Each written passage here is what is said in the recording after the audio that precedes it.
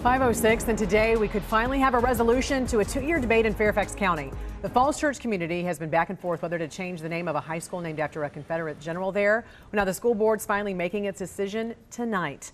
Evan Koslof joins us live outside J.E.B. Stuart High School to talk about this. Evan, the name's changing, but to what is the question, right? That is the question. That's what they're going to have to answer tonight. And while we explain all the details, you can vote. You could voice your opinion. So please do so on our app or online. You can see some of the options down below. So go ahead. We want to hear from you. Now, why are they debating all this? Let's show you an image of who this was named after. This was named after J.E.B. Stuart, the namesake, of course, short for James Ewell Brown Stuart. He was a Confederate general known for his military prowess. In fact, Stuart tanks are named after him. So back in July, the school board decided that name needed to go and voted to change it, but they didn't choose the replacement. So that brings us to mid-September when they had a community vote.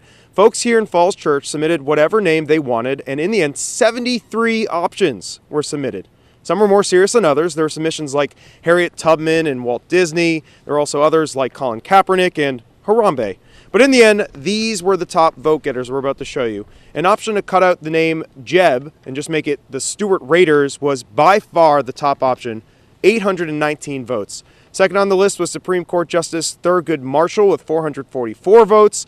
Third was Barbara Rose Johns with 441 votes. She was an activist, by the way, who fought for school integration as a teenager.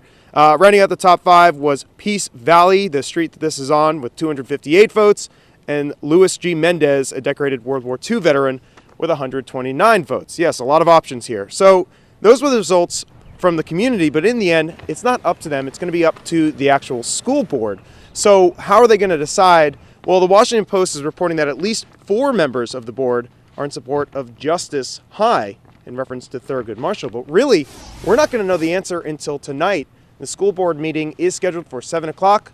That's when we'll find out if this name is soon going to change. All right, let's send it back to you guys with the latest on the poll so far. It's early in the morning, so we'll see how many people have voted so far. It is early in the morning, Evan, but let's take a look at the poll right now. So far, 60%, and this is changing, 62% say leave the name the way it is.